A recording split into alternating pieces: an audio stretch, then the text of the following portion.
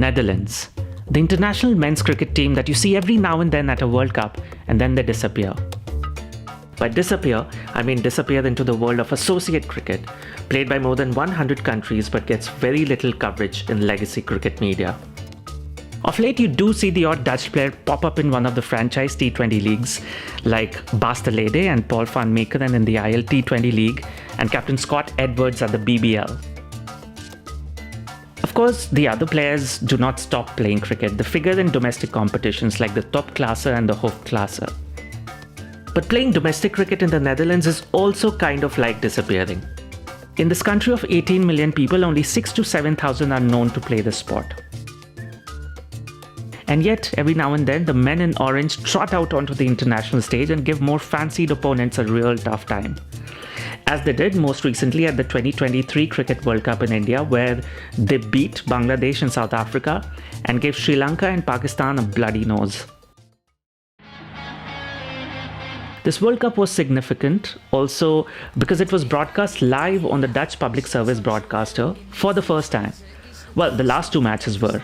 And there was Dutch commentary. India-Nederland, zondag 9:30 op nos.nl en in de app. One of the Dutch commentators was Ed van Nierop, a former club cricketer himself and manager of the Dutch men's cricket team between 2008 and 2016. What would be a good Dutch translation for leg before wicket? Been voorhet wicket? Well, the South Africans in Afrikaans say benkie voor paalkie. So that is basically been voor paal. Ja, ik zou het eigenlijk niet weten. Ik heb er nooit over nagedacht. I never thought about it. Ed has done a lot of commentary on European cricket matches broadcast on Eurosport. We're quite lucky in Holland that most of the people speak English pretty well. So they just, if there's a bit of cricket on Eurosport, they just plug the English commentary, which obviously makes sense. It's quite hard to do commentary on Dutch TV because what you get is basically the same feed as what people back home see on their TV sets. So you don't have any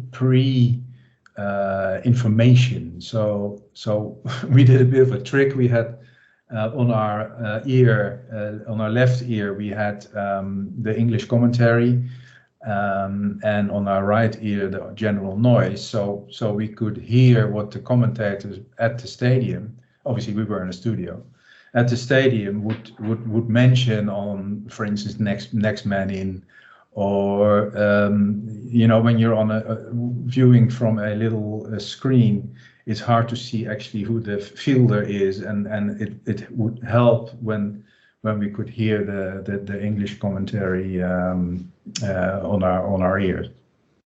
But that must have been incredibly difficult with Danny Morrison or somebody speaking in your right ear, and that constantly and simultaneously as you are formulating your own thoughts and speaking them out. That must have been really difficult. Well, it's you have to get used to it, A, and B, it's also, it's not a T20 World Cup that we just did for NOS, the Dutch broadcaster. We did a 50 over World Cup. So you're sitting there in a dark room, starved from daylight, basically sitting there for 8 hours, and it's quite strenuous to just sit there and you have to be focused. I mean, you can't bullshit your way out of it. You can't talk nonsense. So it's quite draining. And after the 2 days, I needed a bit of sleep. Correct. Ja, en daar is hij. Nu door de benen heen. Eigenlijk merkwaardig. Zie je niet heel vaak. Making it happen, getting the matches on Dutch TV, took quite some effort from the cricket board. It helped quite a bit that some key individuals in NOS, the public broadcaster, were cricket enthusiasts. Broadcasting cricket is still not financially attractive to the broadcaster because not enough people watch cricket. Of course, the ICC is involved because they've got the broadcasting rights, and it means work from our end. We've got a communications manager, a marketing communication manager, Marco Albrechts. And we've got, of course, John van Vliet. John van Vliet, he is a well-known Dutch commentator, football commentator, who was our media manager in India. And I think, it was just a matter of once we had the link and we were allowed to broadcast this to get it on the NOS.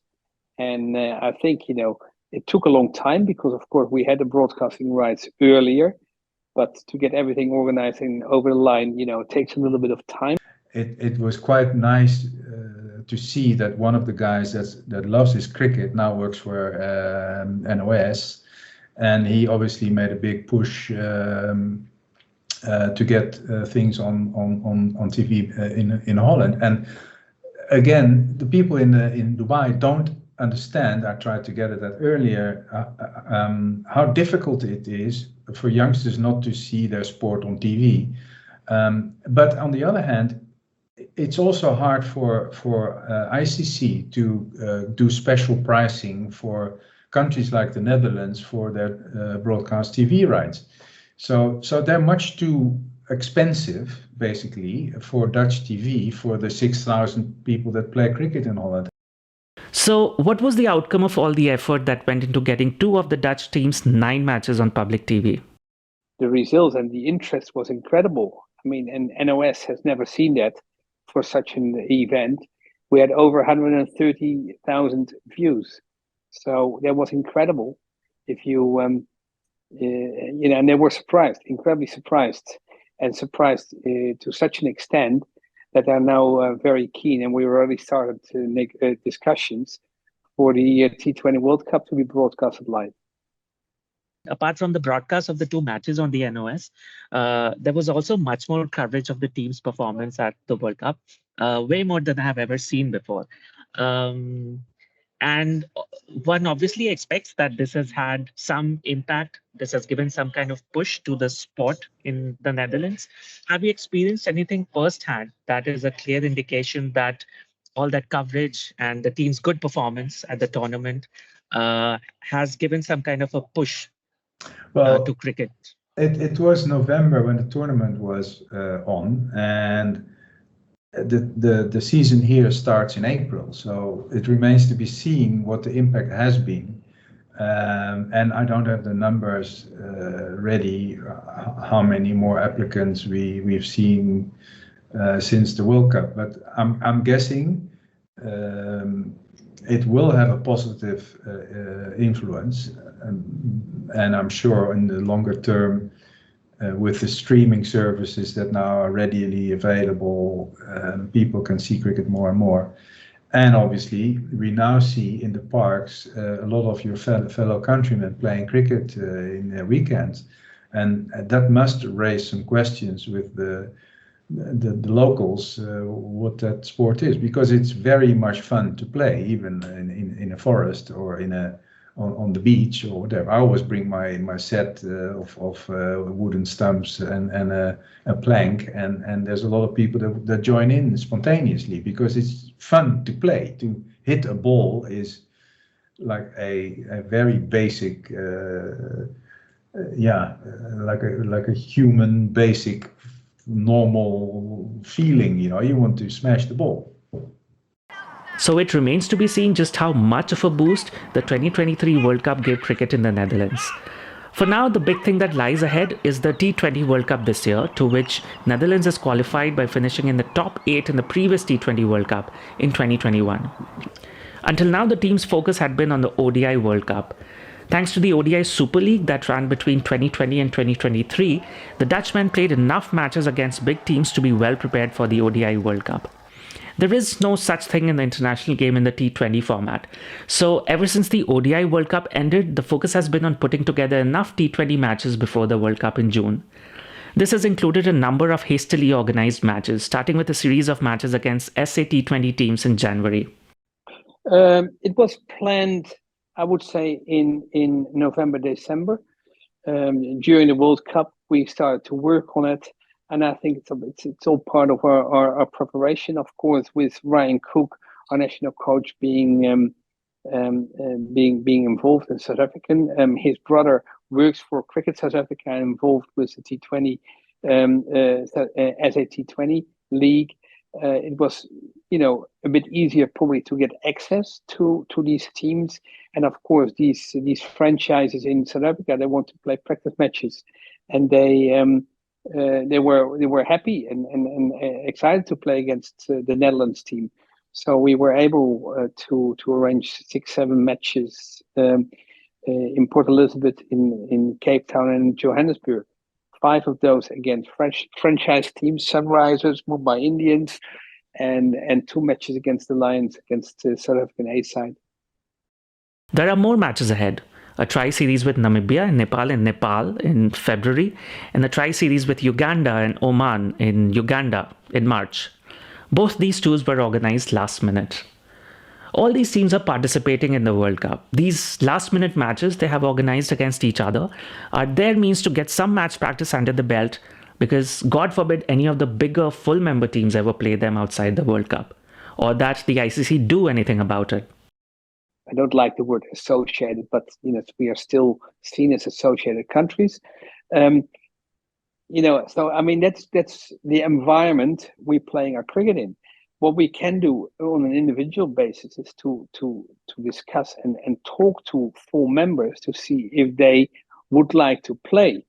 But now suddenly to discuss these kind of fixtures or series with full members is a whole lot different, because it's not part of their FTP, and it is just something which we have to fit in with their existing travel plans. And as you know, the full member countries, if you look at their schedules, they play 6, 7, 8 months of the year. There's hardly any gaps in their programs to fit anything in.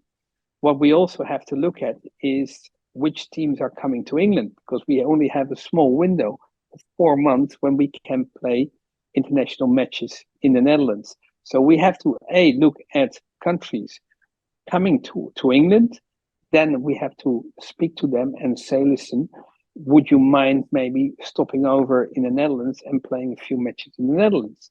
Which, for instance, New Zealand did when we played a couple of T20 matches. They had a European tour playing Scotland, Ireland, and Netherlands in a T20 series.